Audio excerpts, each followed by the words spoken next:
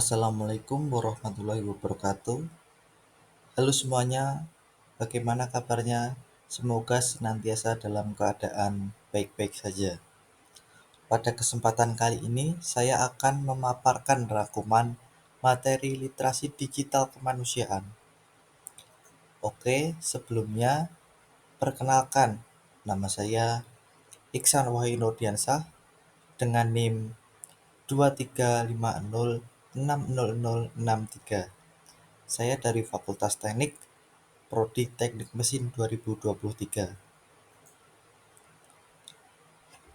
Di sini bahan ajar mata kuliah yang nanti saya sampaikan. Yang pertama yaitu hubungan manusia dan teknologi, kemudian dampak negatif dan positif teknologi. Yang ketiga adalah konsep dan pemanfaatan IoT dan Big Data. Keempat, konsep dan pemanfaatan AI. Kelima, konsep dan pemanfaatan e-commerce, dan keenam adalah etika dunia cyber, dan yang terakhir adalah aturan hukum tentang informasi dan transaksi elektronik. Baik, untuk pembahasan yang pertama yaitu mengenai tahapan revolusi industri, di mana tahapan revolusi industri sendiri terbagi menjadi 5 tahap. Untuk tahap yang pertama yaitu revolusi industri 1.0, di mana pada tahun 1760 sampai 1840, di mana ditandai dengan penemuan mesin uap dan mekanisme produksi. Kemudian beralihnya dari produksi manual ke mesin, kemudian penggunaan batu bara sebagai sumber energi, dan berkembangnya industri tekstil dan transportasi kereta api. Untuk tahap kedua yaitu revolusi industri 2.0, di mana pada tahun 1870 sampai 1914. Pada tahapan ini, pengenalan produksi massal dan jalur perakitan, kemudian penggunaan listrik untuk industri, kemudian berkembangnya industri baja dan kimia, dan standarisasi proses produksi. Untuk tahapan yang ketiga yaitu revolusi industri 3.0, yaitu pada tahun 1960 sampai tahun 2000-an. Pada revolusi industri ini terdapat otomatisasi penggunaan elektronik dan teknologi informasi, kemudian penggunaan komputer dan internet, kemudian berkembangnya robot industri, dan produksi dapat diprogram dan dikontrol secara digital. Kemudian untuk tahap selanjutnya yaitu revolusi industri 4.0, yaitu pada tahun 2000-an sampai tahun sekarang ini. Kemudian untuk tahapan revolusi industri ini, yang pertama yaitu integrasi sistem fisik dan cyber, kemudian sistem IoT, kemudian cloud computing, kemudian AI, dan machine learning, kemudian big data, kemudian yang terakhir smart factory dan otomatisasi pintar. Kemudian untuk revolusi industri selanjutnya yaitu revolusi industri 5.0, yaitu yang sedang berkembang sekarang. Untuk fokus pada kolaborasi manusia dan mesin, kemudian personalisasi produk dan layanan, kemudian teknologi yang berpusat pada manusia, kemudian keberlanjutan dan dampak lingkungan, dan integrasi society 5.0.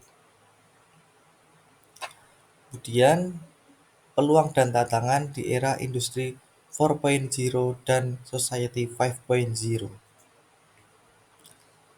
Untuk yang pertama yaitu peluang industri 4.0. Yang pertama yaitu mengenai ekonomi digital.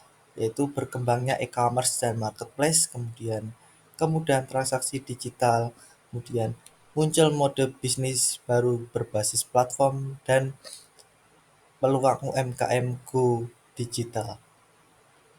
Dan yang kedua yaitu mengenai efisiensi produksi, di mana otomatisasi meningkatkan produktivitas, kemudian pengurangan biaya operasional, kemudian kualitas produk lebih konsisten, dan supply chain yang lebih efisien. Dan yang ketiga yaitu mengenai inovasi dan kreativitas, yaitu peluang pengembangan produk baru, customizing produk yang lebih mudah, akses teknologi lebih terjangkau, dan kolaborasi lintas sektor lebih mudah. Sementara untuk tantangannya sendiri yaitu pada ketenagakerjaan, yaitu seperti hilangnya pekerjaan konvensional, kemudian kebutuhan peningkatan skill, kemudian kesenjangan digital skill, dan adaptasi terhadap teknologi baru. Kemudian mengenai keamanan cyber, yang pertama yaitu terdapat risiko peretasan data, kemudian keamanan transaksi digital, kemudian privasi data pengguna, dan ketergantungan pada sistem digital.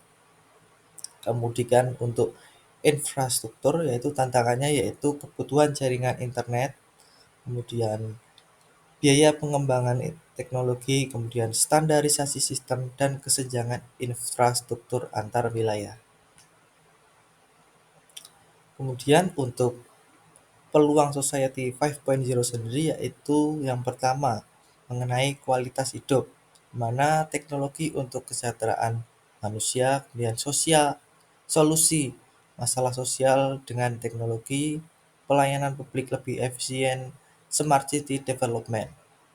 Untuk yang kedua yaitu keberlanjutan, di mana teknologi ramah lingkungan, efisiensi penggunaan energi, pengolahan limbah lebih baik, dan green teknologi. Untuk yang ketiga yaitu inovasi sosial, mana kolaborasi antara manusia dan teknologi, kemudian pemberdayaan masyarakat, akses lebih luas, akses pendidikan lebih luas, dan pelayanan kesehatan lebih baik.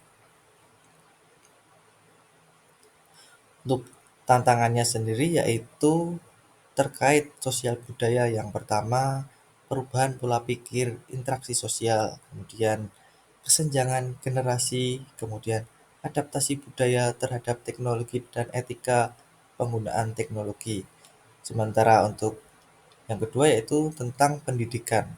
Yang pertama yaitu kebutuhan sistem pendidikan baru, pengembangan kurikulum digital, kemudian peningkatan kompetensi pengajar, dan infrastruktur pendidikan digital.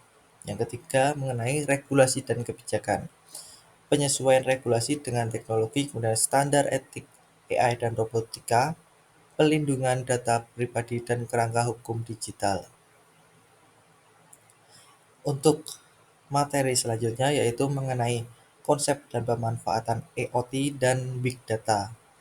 Untuk IoT sendiri yaitu adalah sebuah konsep di mana suatu objek yang memiliki kemampuan untuk mentransfer data melalui jaringan tanpa memerlukan interaksi manusia ke manusia ataupun manusia ke komputer. Untuk tujuannya sendiri yaitu untuk memperluas manfaat konektivitas internet yang tersambung terus-menerus. Untuk konsep kerja IoT sendiri, ada 3 elemen utama pada arsitektur IoT. Yang pertama barang fisik seperti modul IoT, kemudian perangkat koneksi internet seperti modem atau router, yang terakhir cold data center untuk menyimpan database. Cara kerjanya sendiri yaitu dengan pemanfaatan sebuah argumentasi pemrograman, di mana tiap perintah argumen menghasilkan sebuah interaksi antar sesama mesin yang terhubung secara otomatis tanpa campur tangan manusia atau jarak berapapun.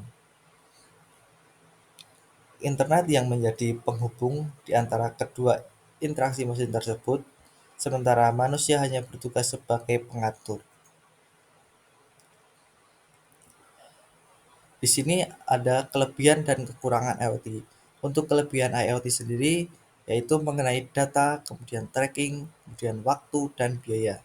Untuk kekurangannya sendiri yaitu mengenai compatibility, complexity, dan safety.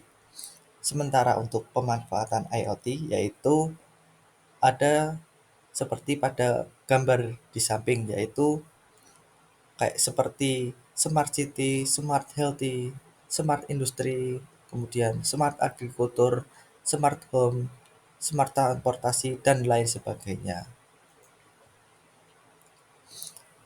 Untuk materi selanjutnya yaitu mengenai konsep dan pemanfaatan AI. AI atau Artificial Intelligence merupakan mesin yang belajar dari pengalaman, menyesuaikan dengan inputan baru dan melakukan tugas seperti manusia. Untuk manfaat AI sendiri yaitu yang pertama pada bidang kesehatan, yaitu dia untuk mendiagnosis atau pengobatan, kemudian administrasi kesehatan, kemudian pengembangan obat. Sementara untuk pada bidang pendidikan yang pertama yaitu pembelajaran personal, kemudian juga administrasi pendidikan, kemudian pengembangan konten. Sementara pada bidang industri yaitu mengenai manufaktur, energi, dan logistik. Untuk tantangan AI, pemanfaatan AI sendiri yaitu privasi data, bias AI, dan keamanan sistem. Untuk materi selanjutnya yaitu konsep dan pemanfaatan e-commerce. E-commerce sendiri merupakan proses transaksi jual beli atau pertukaran barang dan jasa yang dilakukan secara elektronik melalui jaringan internet. Untuk jenis-jenis e-commerce sendiri berdasarkan konektivitas pasar terbagi menjadi 6 jenis. Yang pertama yaitu business to consumer, kemudian business to business, consumer to consumer, kemudian social e-commerce, kemudian mobile e-commerce, dan local e-commerce. Kemudian untuk pemanfaatan e-commerce sendiri, di sini saya membagi menjadi dua, yaitu bagi bisnis dan bagi konsumen. Untuk untuk bisnis sendiri yaitu perluasan pasar, jangkauan global, kemudian efisiensi operasional, kemudian peningkatan layanan. Sementara untuk konsumen yaitu memudahkan konsumen berbelanja, kemudian penghematan dan informasi produk yang detail.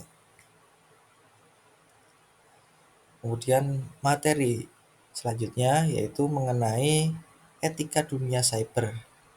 Definisinya sendiri yaitu etika atau aturan dalam penggunaan internet di mana media sosial atau pengguna harus menjaga etika atau mengikuti aturan yang berlaku dalam penggunaan media sosial. Untuk permasalahan atau penyalahgunaan media sosial saat ini yaitu seperti banyaknya orang melakukan pembagian berita hoax, kemudian penipuan oleh akun toko online, kemudian hacking atau pertasan, kemudian cyber harassment, kemudian pencemaran nama baik lewat media sosial, penyebaran privasi seseorang, dan yang lebih parah yaitu bullying yang tidak hanya terjadi di dunia nyata, melainkan juga terjadi di dunia media sosial. Untuk mengatasi pelanggaran cyber etik, yang pertama yaitu kita harus selalu memberi kesan baik, jangan pernah membuat konten yang meninggalkan kesan buruk, kemudian menggunakan bahasa sopan, dan tidak membagikan hal-hal bersifat privasi seseorang, kemudian jangan melakukan cyberbullying, dan yang kelima, tidak menjiplak atau mengcopy karya orang lain, dan tidak menggunakan caps lock secara berlebihan.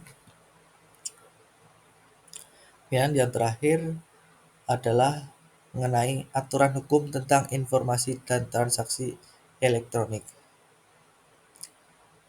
UU ITE sendiri berfungsi untuk melindungi pengguna internet dari kejahatan cyber, kemudian memberikan kepastian hukum bagi pelaku bisnis dalam melakukan transaksi elektronik.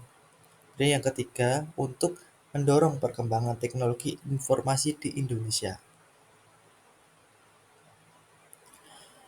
Untuk aturan di Indonesia sendiri terdapat 3 regulasi dasar hukum terkait ITE sendiri, yaitu yang pertama UU Nomor 1 Tahun 2024 tentang perubahan kedua atas Undang-Undang Nomor 11 Tahun 2008 tentang informasi dan transaksi elektronik. Dan yang kedua, UU Nomor 19 Tahun 2016 tentang perubahan kedua atas Undang-Undang Nomor 11 Tahun 2008 tentang informasi dan transaksi elektronik. Dan ketiga yaitu UU Nomor 11 Tahun 2008 tentang informasi dan transaksi elektronik.